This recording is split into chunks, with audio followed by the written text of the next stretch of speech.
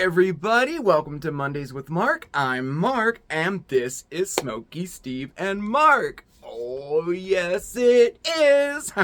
Welcome or welcome back. And oh, gosh, I just have to say, it is really nice to see you. Now, I know I say that all the time, but, it's no secret. Yeah, you guys all know that life is a little hectic right now here, and I was looking forward to seeing you all day. I was. We have a nice show tonight. We do. I thought we'd take a look out in the garden. We haven't done a garden update in a while, and share with you the plans of what I'm going to do with the garden once we move on.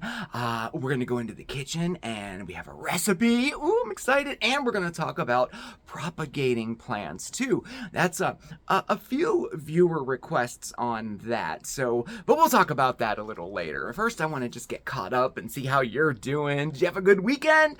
I hope you did. Boy, we have had like a heat wave for the last week here. It's been, in the 90s or higher all week, and today, I swear it was the hottest day of them all. Like, I went outside to do a little filming to show you the garden, and I probably was out there for 10 minutes, and it felt like I was like in a sauna for a half hour. It was so hot, y'all. The kind of heat that, like, even with the air conditioner running, it just doesn't quite get it to that nice cool temperature. It's like that right now. And but I do love the summer, so I'm not complaining, because soon enough, you're going to hear me complaining about how cold it is. So, But anyway, yeah, I hope you had a good weekend, and I hope you have some fun plans for the week coming up and for the summer. Yeah, I did tell you life is a little bit hectic here, and if you don't know what's going on, of course, we have the wedding coming up in October, and our normal everyday stuff, like with our doctor's appointments and our medical issues and stuff. There's a bunch of appointments coming up in the next month, and we are moving a little bit earlier than we thought. Okay, a lot earlier than we thought. Our original plan was to move after the wedding and next year, but it looks as if we're going to be moving within the next 2 weeks. So we're the apartment hunt is on, and we did find a few places that have immediate occupancy, and so there are some places to see, and we do have that safety net of moving back in with Steven's parents for a little bit until we find a place. So we're okay, just a little hectic, but I can get overwhelmed very easy, especially with like multiple things going on, so I'm just trying to keep everything in check. And now more than ever, it's time to practice what we preach here on the channel, and that's to stay positive, right? I truly do believe that staying as positive as we possibly can be helps with any situation that might come up, negative or even positive too. I'm a good candidate for like something really good happening and turning it into something stressful as well. You know what I mean? So having a positive frame of mind and trying to stay positive always, really does help in situations like that. And like this, So one of the questions that I have been getting over the last couple weeks since this all came up is, oh my gosh, what are you going to do with the garden? So why don't we start by going outside and taking a look of where the garden is at right now? Come on, let's go. Oh, the garden is growing really nice this year. It really is. And here, check out the eggplant. It looks like we're going to have some eggplant before we leave. Those are the little fingers eggplant. And the onions, woo, they're coming along so nice. Let's get one out here. I planted them a little too close together, but that's okay. And over here, the corn, it just, I don't know. It looks so healthy and nice. And check out the cabbage. My goodness. Really exploded. And we have a lot of tomatoes, too. They're all green, but they're further along this year than last year. I don't know if they'll be red by the time we leave. And the cucumber vine, it's growing up just like I wanted it to. And check it out. Look. I'll get this off, actually. Let me pull this. So yeah, we are gonna have some. We're gonna have some vegetables before we leave. Awesome. Oh well. Anyway, so yeah, I'm really happy with the what? Wait, what is this? Well, that's an interesting thing growing in there. Oh, Oscar. And the flowers are going nice. The mums grew big this year. And the rock garden, I took the fountain out, and the herbs, look, they're doing really, really good. Yo, it's so nice to have fresh herbs on demand, and that's something I can do in containers inside. And here's our pumpkins. They're growing good too. My goodness. And I'll never have to mow the lawn again. That's a nice thing. And oh look, we have straw flowers. Oh, my favorite. I'm gonna cut those really soon. And the Halloween spooky garden. Oh, he's nice. And I have I have the Halloween garden also in a planter too, so that'll be good. And the bat flower, he's coming with me to work. Oh yeah. And our morning glories and moonflowers are vining right up there. Yeah, here's the grass. Nope, never again. Hi, Oscar. Aw, it's nice, huh? It's kind of... Well, it's kind of bittersweet because because we are moving on, and a lot of people have been asking, what am I going to do with the garden when I leave? Well, I definitely can't take it with me, Or can I? Well, my little vengeful self wants to rip everything up and just leave it there, which is actually, I might really do that, because nobody's going to take care of the garden, and I can't really put it back to the way it was when I moved here. I wouldn't even know how to do that, So, yeah, I probably will, take out everything that I had put in when we leave, And then there are some that I'm going to dig up and take with me. I made arrangements at work. I have a big plot outside the back of where my office is to bring all of my potted plants, and the potatoes, they're going to go to work, and all the potted ones, the flowers, and anything that I might dig up and want to take with me, I can put in a pot and take it to work. It's gonna look like a jungle at my job. Oh my gosh. But so there's that, and yeah, it is bittersweet, and there's some sadness to it, but I did have to detach myself a little bit because I tend to be, I have to tell you guys this, I'm pretty passionate with things that I do, pretty much anything that I do, and gardening is one of them, and I'm gonna miss, watching things grow and the harvest. Now, we're gonna still have a harvest before we leave. You saw the cucumbers, right? There's 5 more on those vines, and the eggplant will be, those will all be ready to pick, and the rest of the carrots, and you saw those, the garden is doing really well this year. You saw the cabbages. Now, they won't be full heads, but they will be big enough to pick before we leave too. So there is that. And then one thing that I'm really heartbroken about is our annual midnight walk through the garden. One of my favorite garden segments. Every year I light it all up and we take a little walk through it. But you know what though? It's not over. We can always take a look back at the previous year's garden, right? Maybe I could piece something together like that. So I don't know. We'll see what happens. It's definitely not over. And besides, this is the prime time of year to start planting an autumn garden.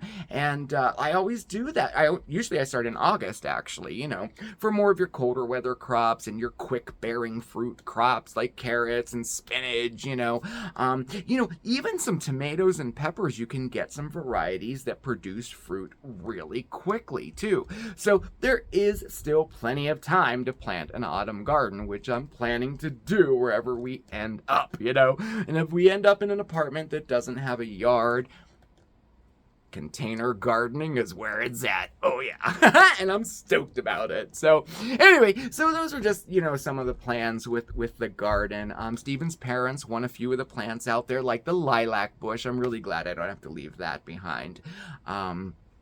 So they'll take that and put it in the backyard. And there's some people at work that want a few things too. So I'm pretty happy about that. So anyway, that's the plans for the garden. And how about, oh my gosh, just when we were out there, look, we got the all these onions. Oh, the onions are really great. They're a little bit small. I had to pick them, though, because they were planted so close together. So the other ones that are out there will get bigger in the next couple weeks. And if you have onions growing and you pull them, and they tend to look like, they're pretty white like that, with no skin on them.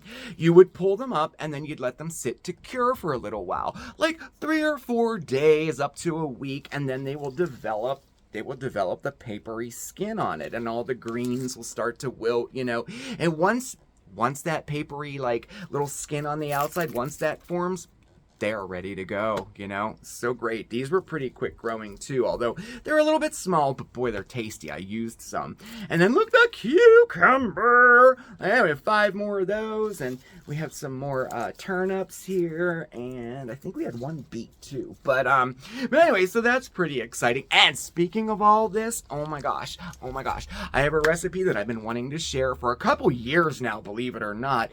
I was always wanting to do this recipe in the autumn time, and that is root vegetable chips. It seems to be like a staple in the autumn time, right? Now, I worked at a restaurant many years ago that we would have root vegetable chips every spring and every autumn, and that's where I learned how to make them, and they're so delicious. And why don't we go and make some now? Move over, regular spuds, because we're jumping on the culinary trend bandwagon. We're going to be making some root veggie chips. Oh yeah, I mean, who put regular potatoes in charge of chip duty anyway, right? I need a little variation, a little color in my life. And besides, regular potato chips, I mean, boring, right? So let's part as friends, okay? Goodbye, and welcome in some yummy root vegetable chips, okay? Now, you can use any root vegetables to make chips out of. Turnips, carrots, sweet potatoes, any one of those will do, and they all are prepped the same way. So I have some turnips, I have carrots, radishes, sweet potatoes, a parsnip, all right from the garden. Aren't these absolutely beautiful? Oh my gosh, I just love them, right? Well, with the exception of the sweet potato, I did buy him, okay? So the first thing we're gonna wanna do with our root vegetables is, obviously, wash them, and then we're going to peel them, and then we're going to slice them. Now, I have mine all prepared right here and ready to go. We have a sweet potato, this is turnips, a parsnip, radish, and carrots right there, and they're all ready to go. And what I mean by that is, after we slice them, and by the way, we are going to slice all of our vegetables to like a thickness of no more than 1/8 or 1/16 of an inch, okay? And to do that, you could use your food processor, you could use a box grater, or even your vegetable peeler, right? And here's the difference, okay? So this one I did right on the box grater. This one was done right in my food processor. And check these out.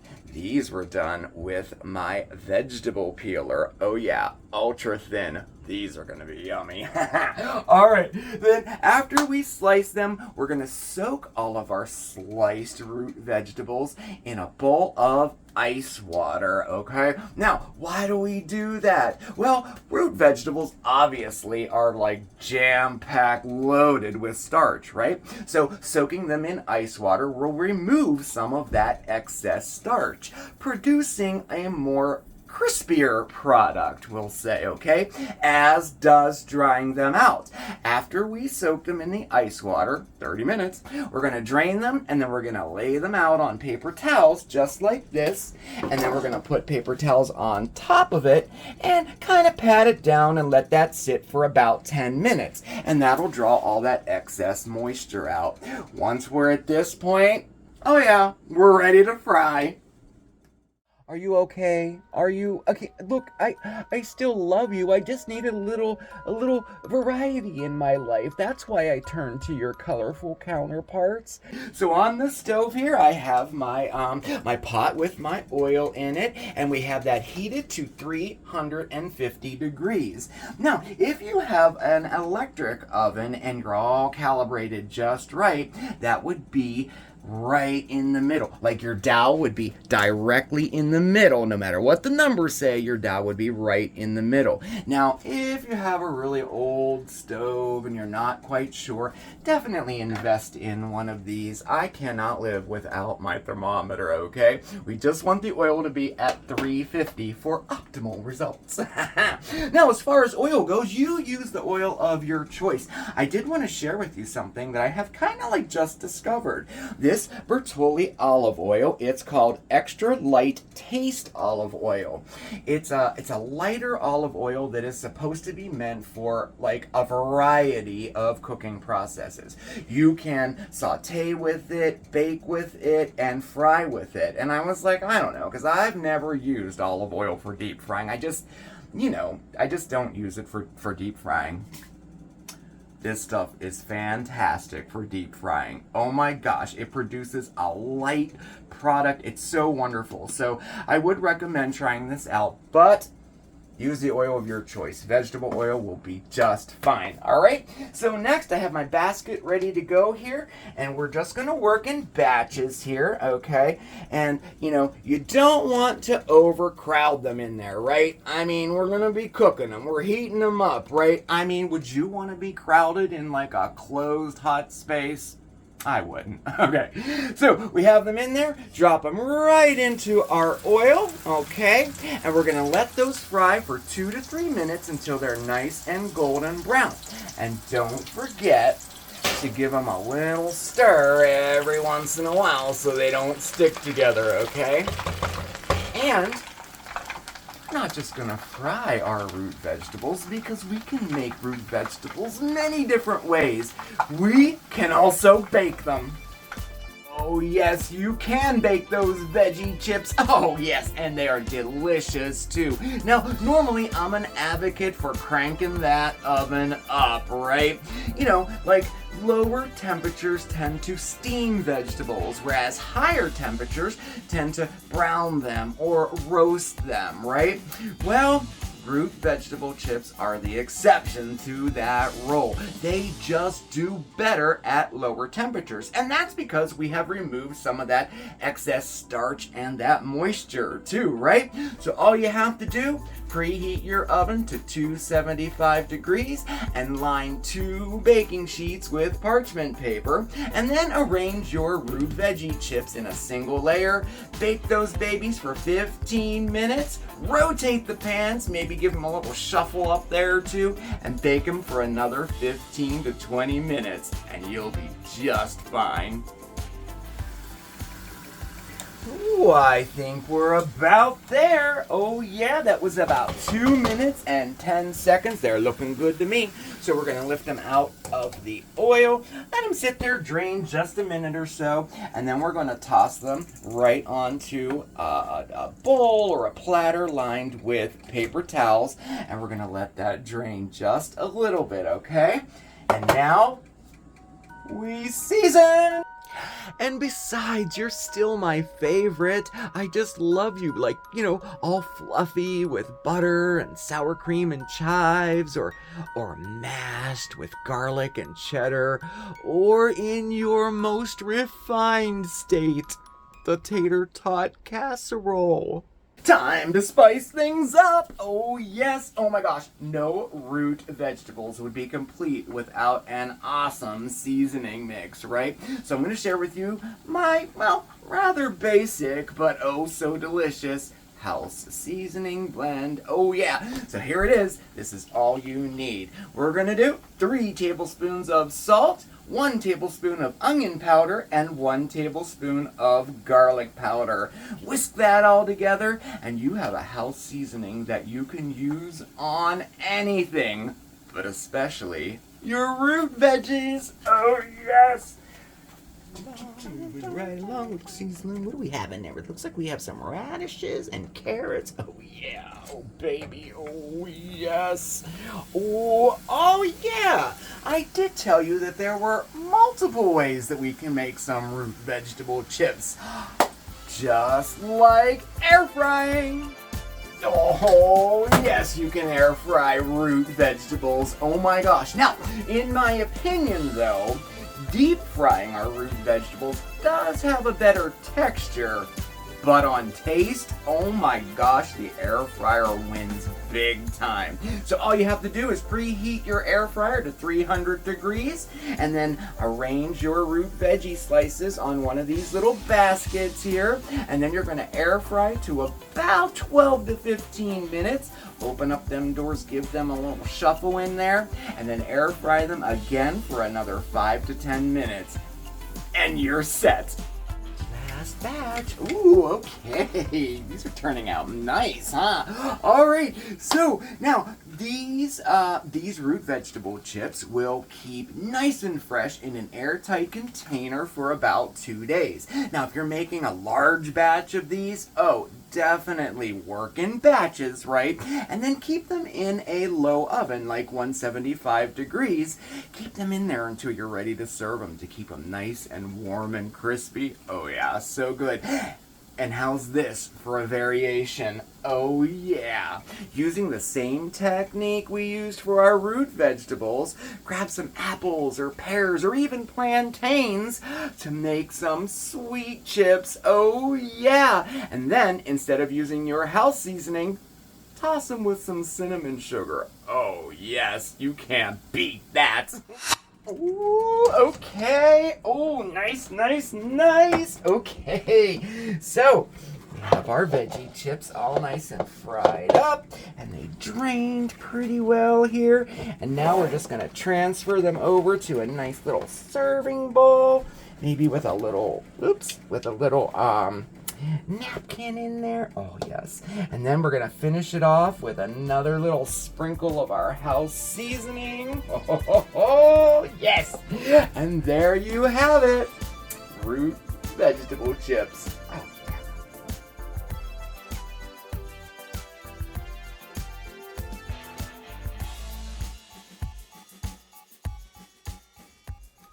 So are we okay now? We're okay. You're good. Are we okay? Okay, fine. Let's go. I'm gonna make potato chips out of you.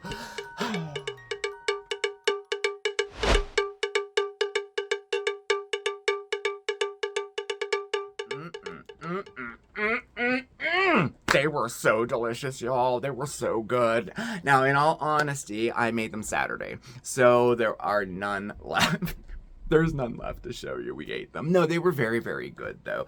And, oh my gosh, with those 3 different ways of making them, heck, anybody could do it, right? No, it is pretty easy to do, huh? There's a little prep involved, but, oh man, it's well worth it, definitely.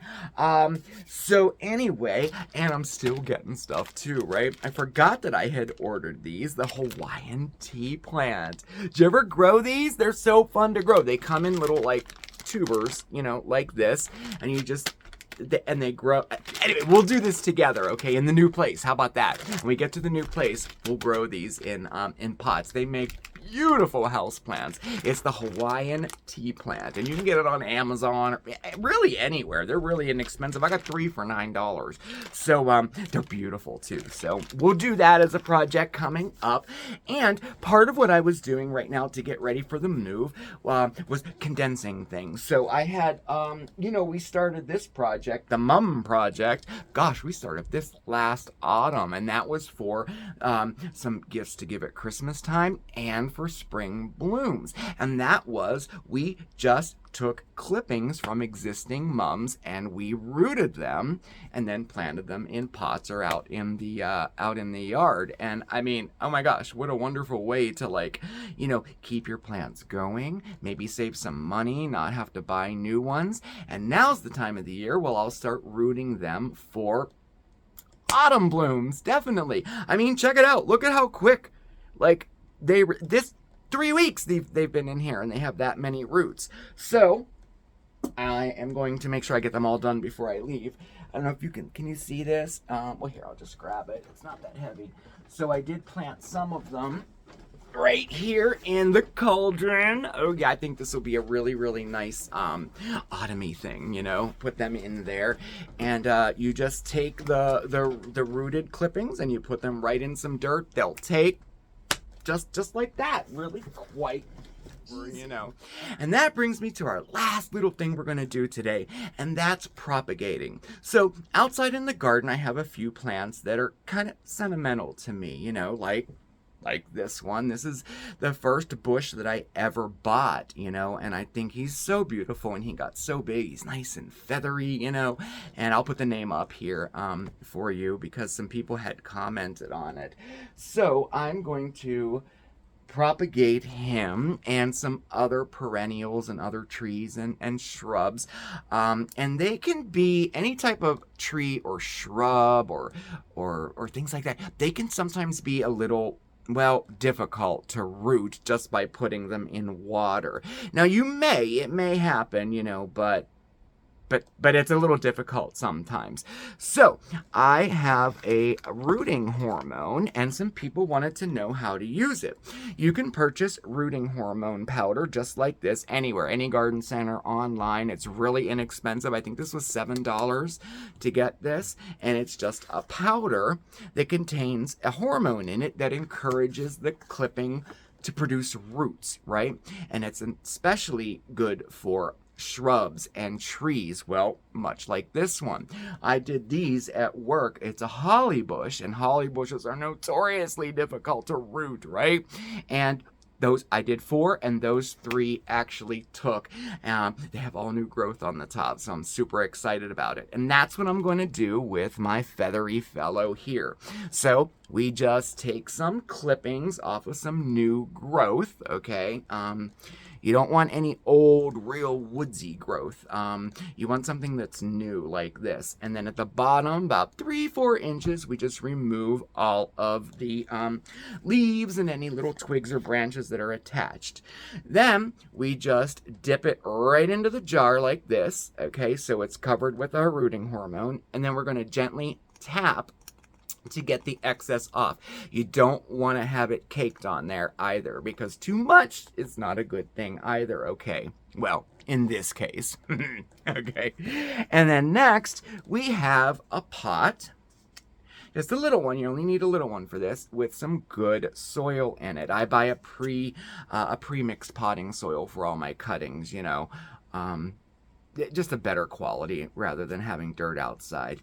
We're going to put a little hole right in the center like that, and then we're going to stick him right down in there, and then fill in it with the rest of the soil, just like so he's all nice and happy in there, right? And then we're going to just water him and keep him moist. Now, no matter what type of plant you choose to propagate this way, chances are you're going to see him wilting and some of the leaves even fall off. Just have patience, and in maybe, I'm going to say about 2 weeks or so, you'll start to see him perk back up a little bit, maybe a little bit of new growth there. Then you know for sure the rooting hormone took, and he's starting to produce roots. And just leave him in there until you're ready to transplant him into a bigger pot or right outside in your yard. And that'll work for any other type of bush or tree, and the holly, all of that. So just a quick little lesson on how to propagate using a rooting hormone. So all right. I think I talked your ear off enough this evening. It was so fantastic spending time with you. You really got my mind off of things, and I really appreciate it. And, you know, I just want to take a second to say thank you for that. I don't know. It has been very, very nice to be able to share with you not only fun and entertaining things, but also when, you know, life is a little overwhelming, you know, I can feel the support, and I really, really do appreciate it, okay? Definitely stay tuned. We have a lot of fun stuff coming up, yo. Yes, we do. We have our international tasting this week we're going to Africa, and I couldn't be more excited about that. I do think that that's my favorite segment here on the channel of all the segments we do. I just love doing that. The research, everything is just so much fun. So, and I want to make it nice. So I know it's been about 2 weeks now, but it'll be out this week. Yes, it will. And then we'll probably be back for a little chit chat and an update for you. And then we have some fun stuff over the weekend too, all right? So definitely stay tuned. Thank you so much for spending your time with me. I really appreciate it. Check us out over on Facebook and Instagram. And all of our contact information is listed right down below. That would be our email address and our post office box. Definitely hit that subscribe button, okay? And also give that notification bell just a little tickle so you know when we have a new video coming out, okay? Thank you again, everybody. You have a fantastic week, and I will see you next time. Ciao, everybody!